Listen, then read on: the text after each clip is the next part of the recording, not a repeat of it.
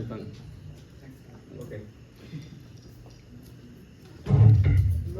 Usando el tema de la noche como bien forzado para el sermón, cogí el versículo que todo el mundo conoce de Efesios 6.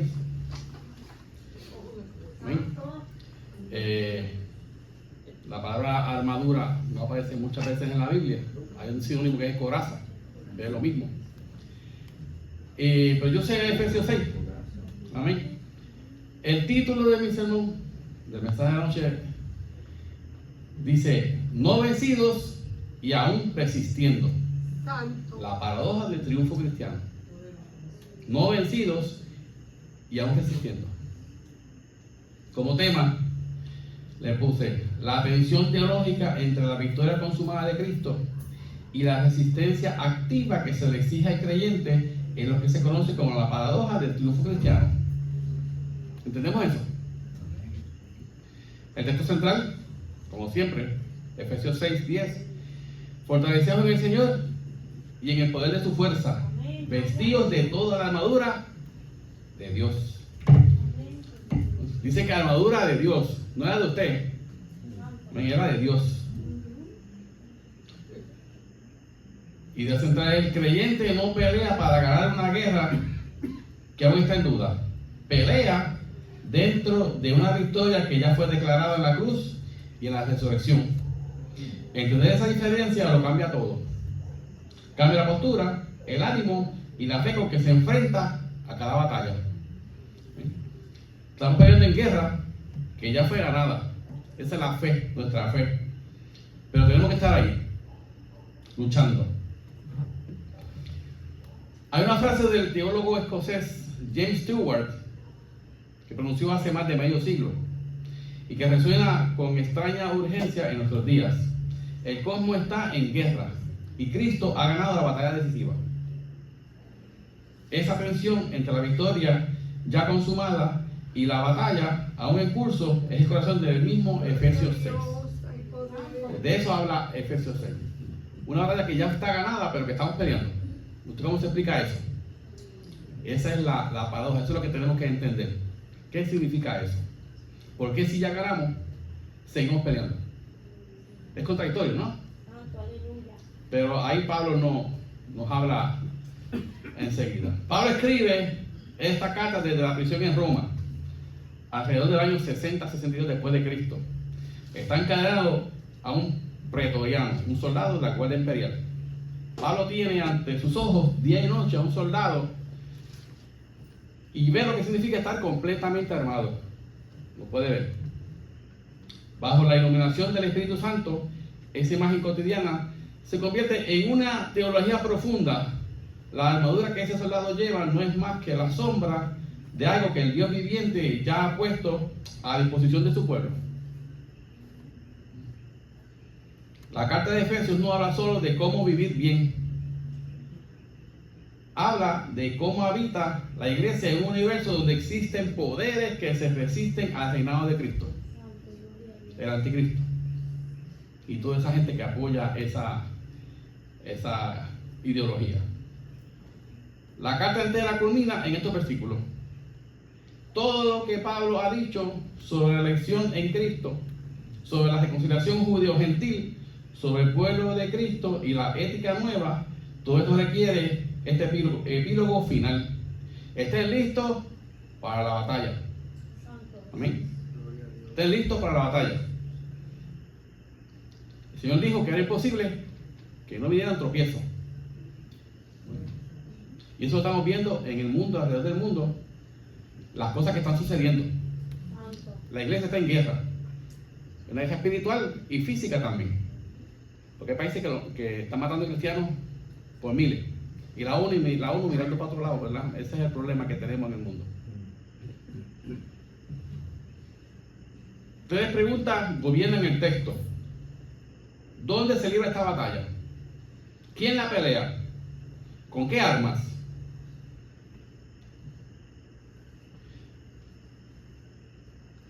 El versículo 10 no comienza con la armadura, comienza con algo más fundamental, la fuente de la fuerza.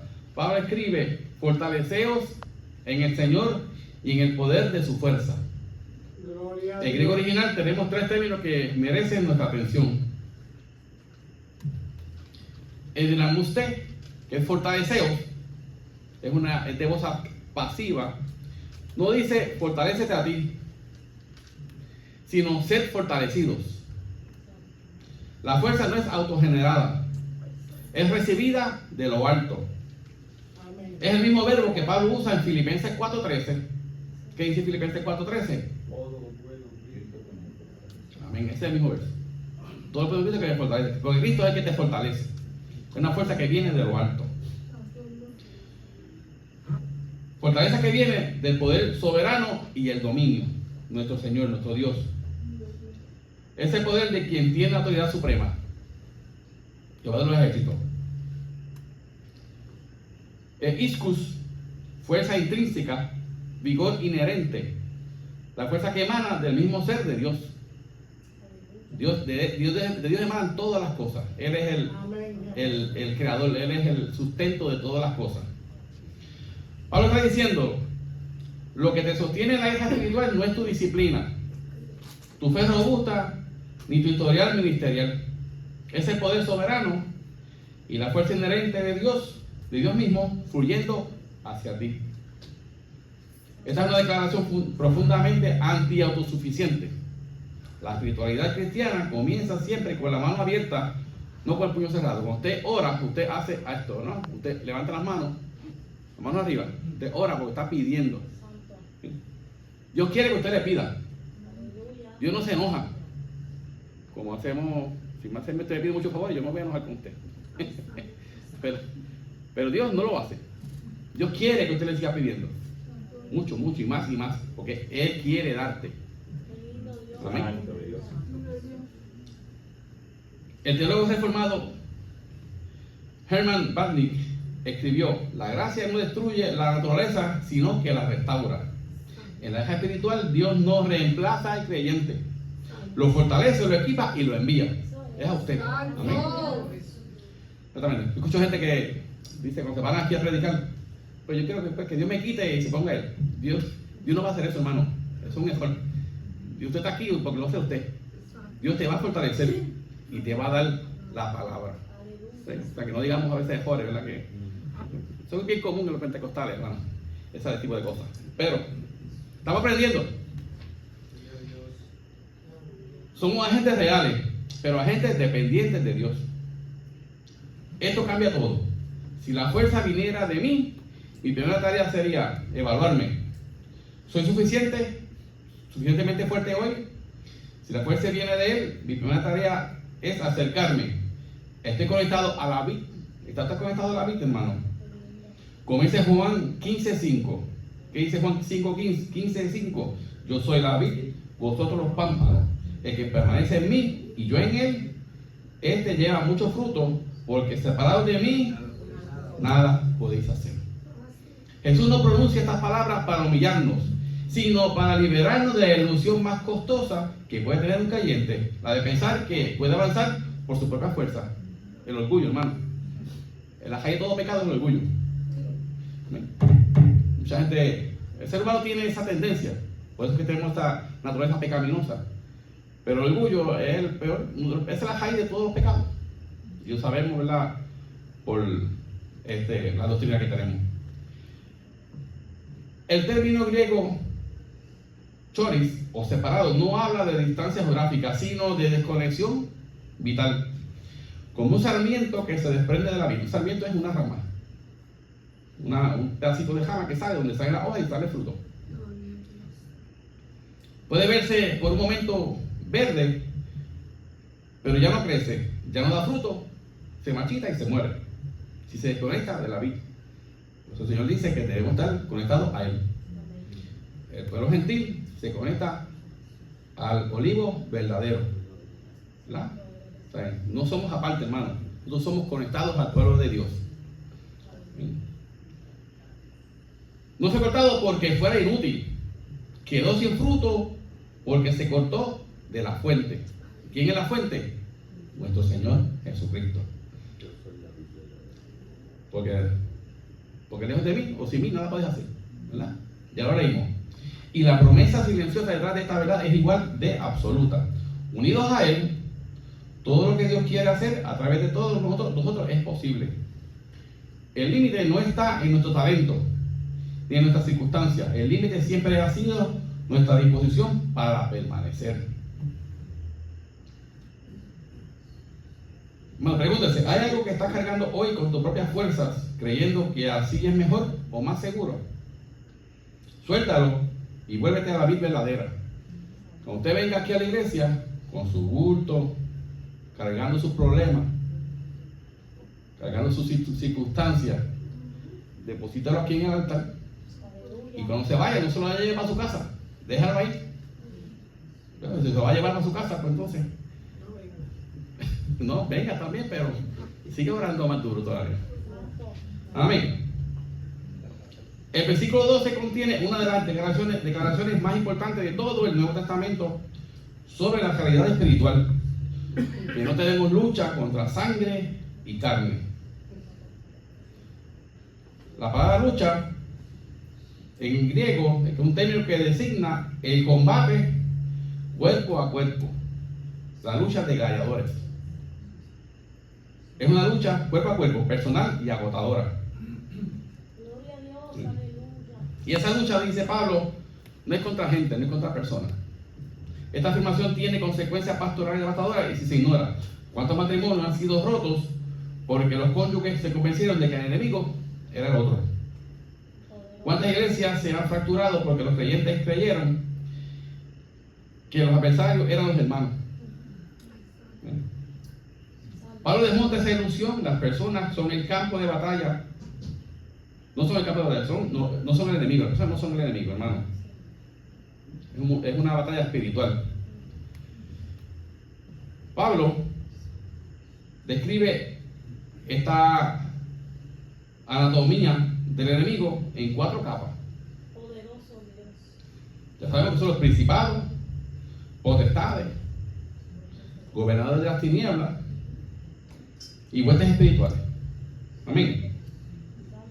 Describamos cada una. Esta es una teología que habría que hablarla específicamente sobre eso, 4 capas. Le voy a dar por encimita, porque el tema no es ese. Santo. Los principados son poderes con autoridad delegada en el orden cósmico. No son fantasmas ni espíritus así flotando por el universo. Son estructuras de dominio que operan en el ámbito espiritual y se manifiestan en lo histórico y cultural dentro de la historia del ser humano, dentro de la vida del ser humano. Son estructuras de autoridad espiritual que influyen en cómo se organizan las cosas en el mundo. Y eso estamos viendo, y eso lo hemos visto siempre. El mundo lleva una estructura del sistema que nunca se alinea con la iglesia, que nunca se alinea con las cosas de Dios. Quiere esa parte. Debemos estar viendo eso, porque estamos bajo ese ataque ahora mismo. Por ejemplo, una cultura donde la corrupción se vuelve normal, donde la ideología de la homosexualidad se vuelve normal, donde los transexuales se vuelven normales, y esa normalización es lo que causa el debacle en la sociedad. Amén. No es solo decisión de individuos, sino una influencia más amplia que moldea sistemas completos. Las potestades son autoridades con poder ejecutivo. El teólogo Walker Wink los llamó los poderes. Fuerzas que se incrustan en instituciones, ideologías y sistemas que pueden ser usados para el mal. Son poderes que ejecutan esa influencia dentro de sistemas e instituciones. Como ideologías que justifican la injusticia o la opresión. Ideologías que justifican el aborto. Ideologías que justifican la castración de niños, molestación de niños, que apegan a sus niños y lo justifican con leyes. Podemos ver países del primer mundo que eran los europeos, ya están cayendo porque se separaron de la voluntad de Dios por ese tipo de ideología.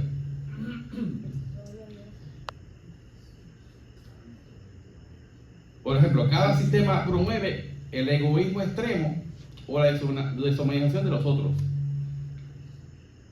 El yo trabajo para mí, el yo veo las cosas mías y los demás que le pase lo que sea. Cuando podemos ayudar. Que se la jalen como puedan, exactamente. Y yo entiendo que a veces no podemos ayudar a las demás personas porque a veces nosotros mismos carecemos de recursos. Pero yo le enseño a los jóvenes en la escuela bíblica que es lo que usted pueda.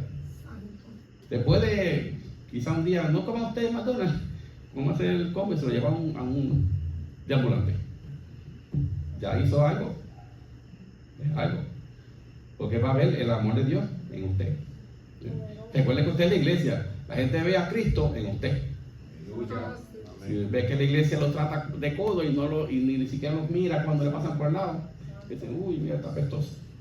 Entonces, ¿qué va a pensar del cristiano? ¿Qué va a pensar de Cristo? ¿Y quién tiene la culpa? La iglesia. Hay que hablar ¿verdad? Aquí todos somos adultos, aquí no hay nadie nuevo. Así que podemos hablar así.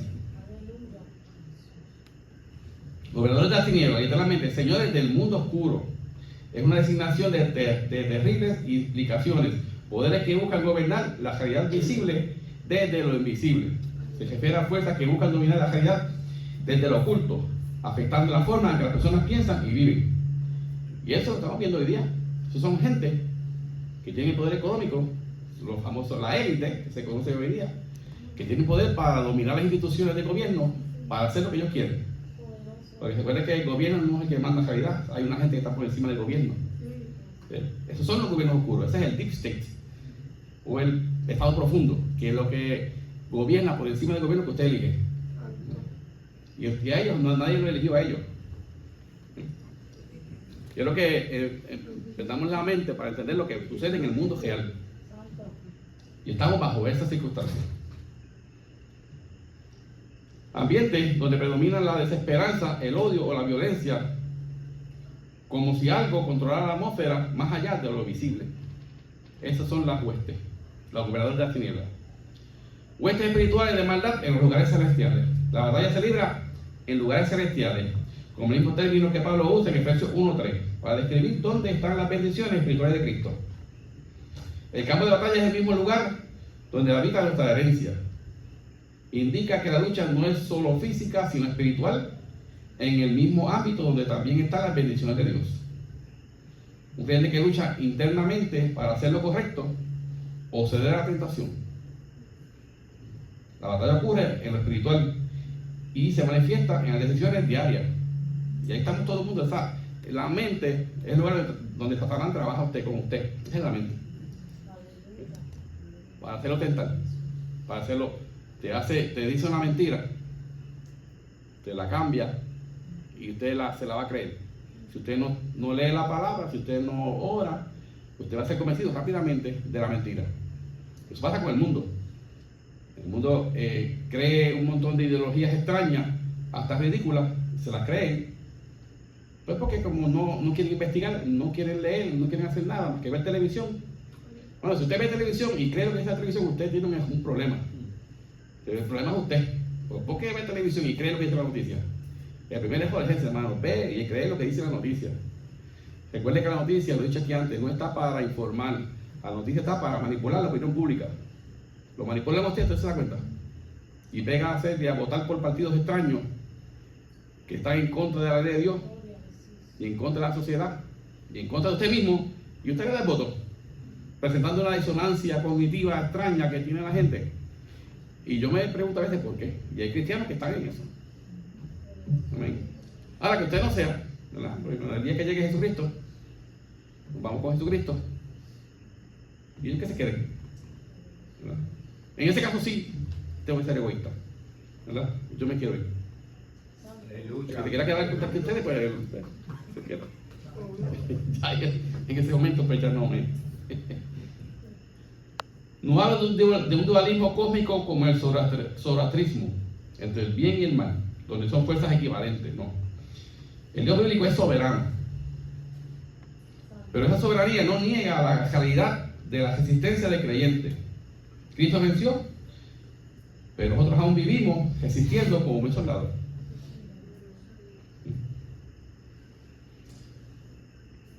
El teólogo N.T. Wright nos dice que cuando Pablo habla de principados y potestades no está fabricando mitología, sino nombrando algo que toda cultura reconoce, que el mal tiene una arquitectura, organización, una voluntad que trasciende a los individuos. O sea, es algo real que existe y que tú puedes nombrarlo y señalarlo donde está esa estructura. Pablo enumera 6 piezas. Ya vamos a entrar ahora en lo que es la armadura. Pieza o parte de la armadura en los versículos 14 y 17. Pablo dice: para que podáis resistir el día malo, y habiendo acabado todo, estad firmes. El objetivo no es avanzar conquistando territorio. El objetivo es resistir, sostenerse en pie cuando todo empuja hacia la caída. En la batalla, no esté dándose a machetazos con el enemigo, manténgase de pie. Resista. Aleluya. Hay una segunda observación textual importantísima. En el versículo 11 Pablo dice: la armadura de Dios. Panopean tou theo, en griego. Esta es la panoplia, la armadura completa de Dios mismo. Usted sabe que en Isaías 59:27 dice, o habla sobre eso. Ya había descrito a Yahweh vistiéndose con estas piezas de armadura para salvar a su pueblo. Dice: pues de justicia se vistió como de una coraza, con yelmo de salvación en su cabeza. Tomó ropas de venganza por vestidura, y se cubrió de celo como de un manto, como para vindicación, como para retribuir con ira a sus enemigos y dar el pago a sus adversarios.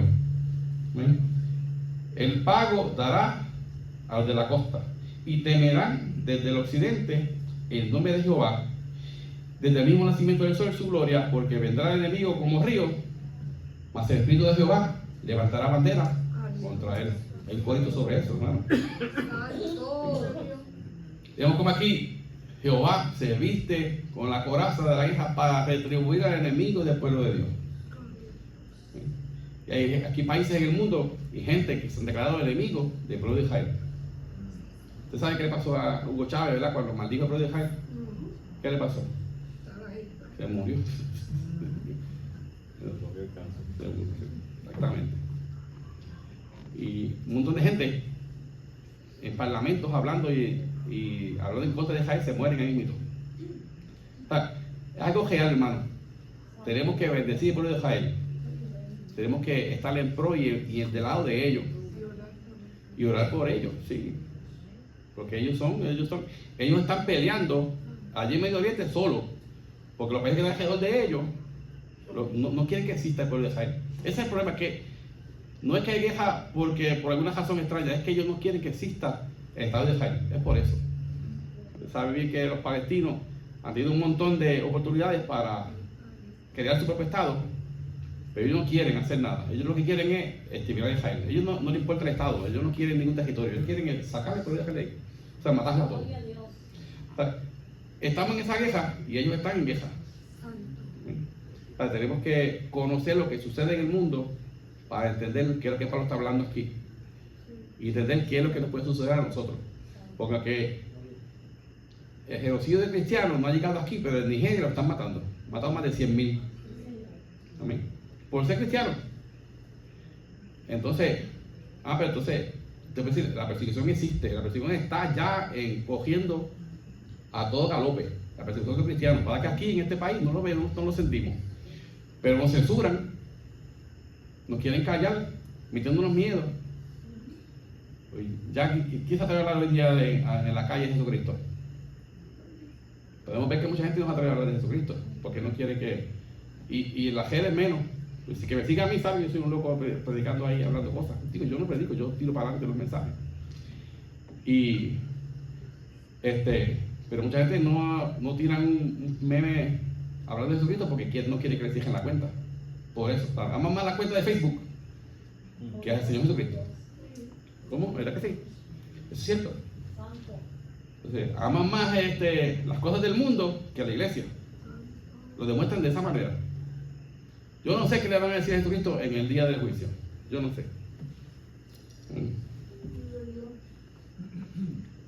Amén. Sonetes aletellas, el cinturón de soldado romano no era meramente decorativo, sostenía la espada, sujetaba la túnica para no tropezar, para estar más cómodo. Ese es el ceñir los lomos que habla en la Biblia.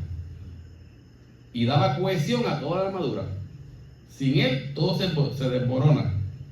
La aletella, la verdad, cumple la función estructural en la vida espiritual. No se trata primeramente de saber muchas cosas, sino de vivir en integridad, ser por dentro lo mismo que se profesa por fuera. O sea, que no viva diciendo una cosa y hace otra. Eso es lo que Jesús le criticaba a los fariseos. Hipócrita. Y no era que el fariseo estaba mal en lo que predicaba, es en lo que hacían.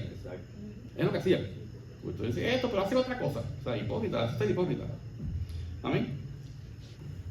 El diablo, nos dice Jesús en Juan 8:44, es mentiroso y padre de mentiras. Su estrategia primaria es la distorsión de la realidad. ¿Qué significa esto? Que Satán coge la realidad, la verdad, le echa una pizca de mentira y te la da para que te la comas. ¿Verdad? ¿Eso es cierto? ¿Qué fue lo que dijo a Eva? Sabrás el bien y el mal, eso es la verdad. Pero estaba pecando porque estaba desobedeciendo lo que Dios le había dicho, que no comía del fruto. ¿Sí? Le engañó. Esa es la trama o la treta de Satán. Aleluya. Santo Dios. El cinturón de la verdad es el antídoto a aferrarse a la realidad tal como Dios la ha revelado en Cristo y en su palabra, aunque la experiencia inmediata diga otra cosa. Manténgase lo que dice la palabra de Dios, en lo que Dios nos enseñó, en lo que el Señor Jesucristo vino a enseñarnos y por lo que murió. Si el mundo quiere crear otras cosas, hay relativismo y otro tipo de creencias extrañas, allá ellos. Le pregunto, ¿estás viviendo conforme a la verdad de quién eres en Cristo o conforme a la narrativa que el enemigo ha instalado sobre tu mente?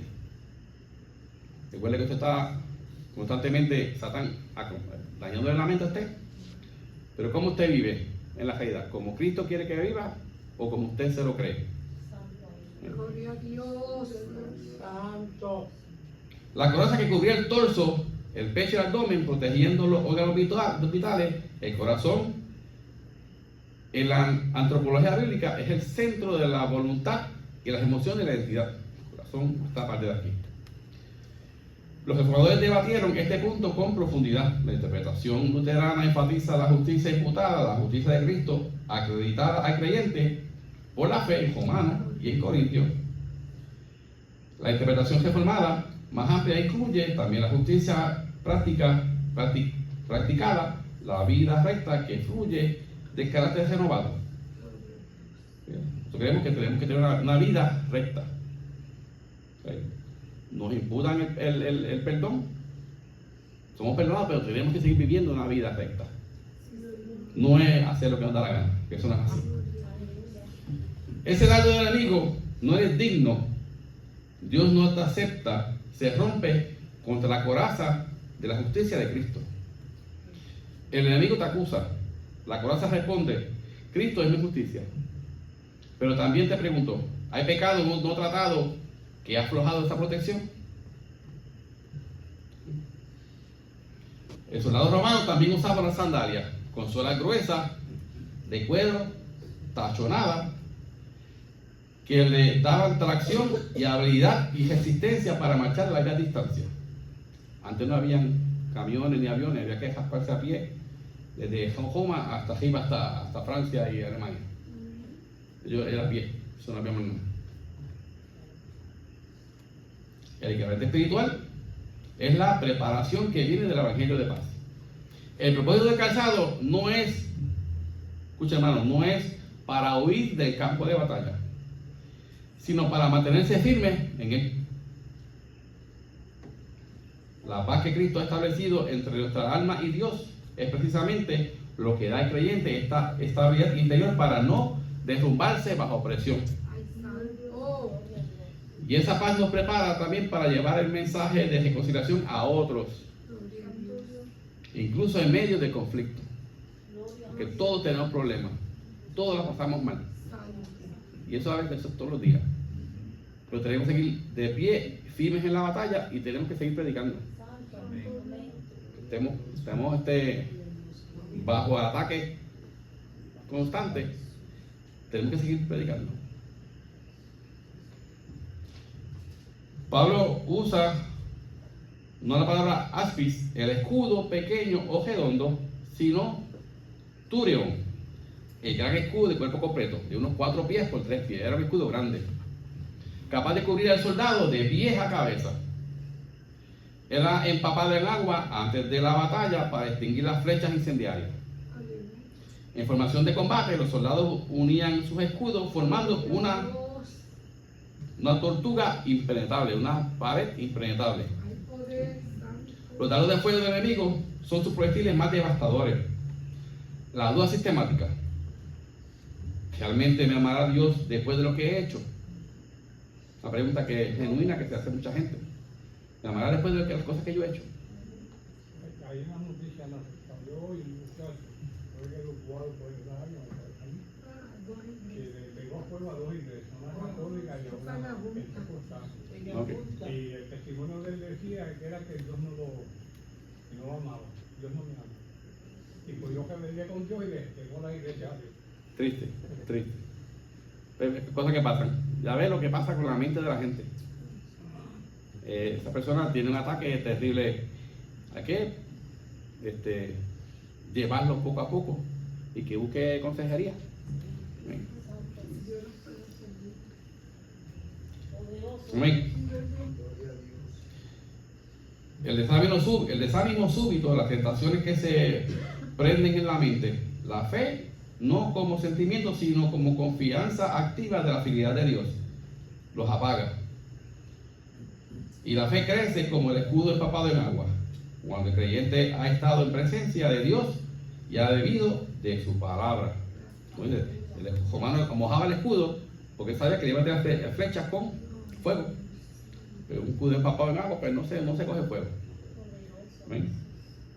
Esa cercanía a Dios le empapa a usted el escudo con que se defiende de Satán. Porque ese dardo que va a venir de Satán incendiario, el escudo lo protege, Cristo lo protege. Los dardos de fuego no se argumentan, se extinguen. La respuesta a la duda no es siempre intelectual, sino una renovación de la confianza en la persona de Cristo. El yelmo protege la cabeza, sede del pensamiento, la razón y la identidad. Isaías 59:17, como ya leí, describe a Yahweh, Jehová, vistiéndose con el yelmo de la salvación. Pablo toma esa imagen y la coloca sobre la cabeza del creyente. En 1 Tesalonicenses 5:8, Pablo llama ese yelmo la esperanza de la salvación. La dimensión temporal es crucial. La salvación bíblica abarca al pasado, fui salvo, que es la justificación, el presente, estoy siendo salvo, santificación, y el futuro, seré salvo, que es la glorificación, ese gran día. El yelmo cubre los 3 horizontes. El ataque más común a la mente del creyente es la desesperanza. Esto no va a cambiar. Dios no intervendrá. El futuro es oscuro. El yelmo protege la mente con la certeza de que la historia de la humanidad tiene un Señor. Cuando pensamientos oscuros asedian la mente, el yelmo declara: yo sé y mi Redentor vive. Amén. Gloria a Jesús. Job 19:25. Aleluya. Ahora viene ¿qué? La espada. Esta es la única arma que es ofensiva. Los demás es defensiva. Usted se defiende. Con esta usted ataca. Pablo no usa logos, la palabra de Dios en su sentido amplio, sino rema. La palabra específica, concreta, pronunciada en ese momento específico. Es la escritura aplicada en el discernimiento por el Espíritu a la situación particular del combate. ¿Entendemos eso? El modelo es Jesús en el desierto. Mateo 4. Ante cada tentación del diablo, Jesús respondió, escrito está. ¿Ven? Él dice, que la Biblia me protege. No. Escrito está. Él conocía la palabra de Dios, conocía la Torá, él conocía. Él era el conocimiento de todas las cosas, claro. No con argumentos filosóficos, sino con la palabra específica que deshacía la mentira específica del enemigo. Esa rema usted tiene que aprender a usarla. Eso se llama apologética, que es lo que debemos saber. Los que son expertos, te digo de Jehová, ellos son expertos en la apologética. Muchos cristianos tienen miedo de hablar con los testigos de Jehová porque ellos vienen bien preparados. Y el cristiano no se prepara muy bien. Se prepara. No saben discutir ni defender la palabra de la doctrina, la creencia. Entonces, ahí tenemos que ver cómo usted, como creyente, va a disparar o va a responder a cada ataque del enemigo si usted no conoce la palabra. ¿Sí? No es conocer el Salmo 23, ni el Salmo 1, ni el Génesis 1. Eso no es repetir versículos a todo tren y sin entender lo que significan. Porque tiene que tener la hermenéutica, tiene que tener el exégesis de ese versículo para entender cómo usted lo utiliza. A favor de usted, en contra del enemigo. Porque tampoco es jamás para atacar a una persona. Ahora, tenemos que entender, hermano, que muchos creyentes, por no ofender al hermano, no dicen ciertas cosas. Pero eso es un problema, porque por eso mismo mataron a Juan el Bautista y a Jesucristo. Porque él decía la verdad. Si tú te ofendías, repete. El cristiano, por no ofender, se quiere quedar callado. Pero no, hermano, no se quede callado. Si se ofende, pues que se ofenda. Tiene dos alternativas, oírse o arrepentirse. Exactamente. Usted no va a dejarlo que se vaya a perder porque no dice la verdad. Si se pierde porque está mal. Claro. Y yo lo dije anteriormente aquí. Si la persona se ofende, porque es la verdad. No. La verdad duele. La verdad duele. Y es verdad. La verdad, cuando dice una verdad, usted duele, eso duele. La espada Cuando corta. ellos van a hablar con uno, ellos siguen ahí. Sí. Entonces, ¿por qué uno va a callar si tiene la No. verdad? Hay una táctica para eso. Exacto. Yo le he leído sobre eso y es una táctica para eso. Pero no se quede callado. Tiene que aprender a defenderse con la palabra de Dios. Usted tiene que aprenderlo. Seguimos. Que nos fuimos del tema. Amén. En el versículo 18 Pablo añade algo que no pertenece a ninguna pieza individual de la armadura, sino que las envuelve a todas, orando todo el tiempo con toda oración y súplica en el Espíritu, y velando en ello con toda perseverancia. La oración no es la séptima pieza de la armadura, no es eso. Es el aliento que hace que la armadura funcione. Es la comunicación continua entre el soldado y su comandante. ¿Quién es su comandante? Jesucristo. Sin ella, las otras 6 piezas son metal inerte sobre un cuerpo que no sabe a dónde ir.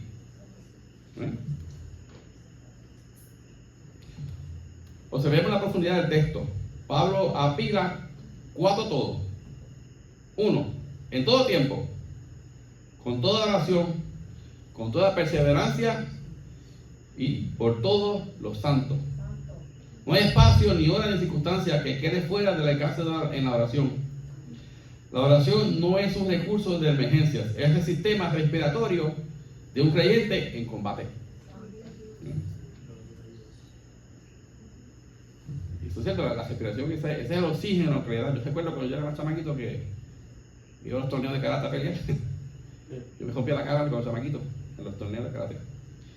Y en la pelea tú te cansas. 30 segundos de una pelea, tú te cansas. Y te pones que el corazón te quiere salir.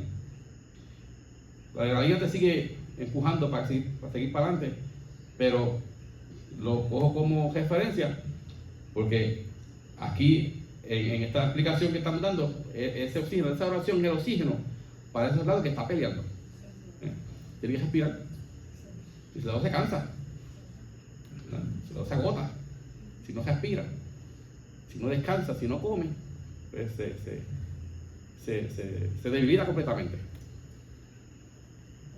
La expresión orando en el Espíritu no designa exclusivamente La glosolalia es una palabra griega que significa, la glosolalia es las palabras que nosotros llamamos lengua espiritual.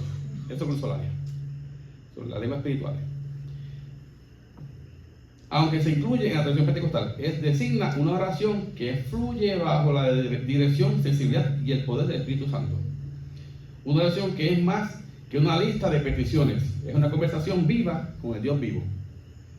La oración no es una repetición del listado de cosas que usted va a decir, es algo más menos formal, sino bien personal entre usted y Dios. Es como conversar conmigo. ¿Ven? A mí no me pida nada porque yo no tengo nada para darle. Amado, Pablo repite 4 veces en este pasaje la exhortación: estar firmes, no atacar, no conquistar, no demoler al adversario por vuestra propia fuerza, sino que nos dijo: estar firmes, porque la batalla decisiva ya fue liberada y el vencedor ya fue declarado. En la cruz Jesús despojó a los principados y potestades y recibió en su triunfo, Colosenses 2:15. En la resurrección, la muerte misma fue vencida. En la ascensión, Cristo fue exaltado sobre todo principado, potestad, poder y señorío. Efesios 1:21. Lo que el creyente hace en la guerra espiritual no es ganar la batalla. La guerra ya fue ganada, sino que mantenerse en pie dentro de esa guerra y recibir la victoria.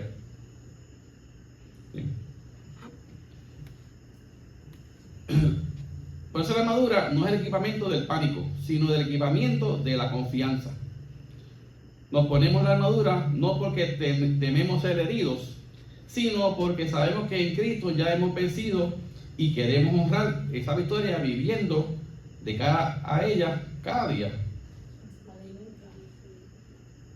A Dios gracias, el cual nos lleva siempre en triunfo en Cristo Jesús. 2 Corintios 2:14. Bueno, antes de que salgan esta noche de aquí, los invito en un acto de fe deliberado: vestirse con la armadura de Dios, ponerse el cinturón de la verdad sobre la mentira que más nos ha atacado en estos días, ponerse la coraza de la justicia de Cristo sobre la acusación más persistente, calzar los pies con la paz del Evangelio, tomar el escudo de la fe, cubrirse con el yelmo de la esperanza y tomar en la mano la espada, la palabra específica, rema, que el Espíritu les ha puesto en su corazón. Fortaleceros en el Señor y en el poder de su fuerza, vestido de toda la armadura de Dios, y después de haber hecho todo, estar firmes. Que Dios les bendiga. Amén. Dios les guarde. Amén. Recordemos que la batalla continúa. Estamos en pie de guerra. Amén. Y esto es hasta el último, hasta que llegue el día. Hasta el último. Hasta el último día. Dios les bendiga.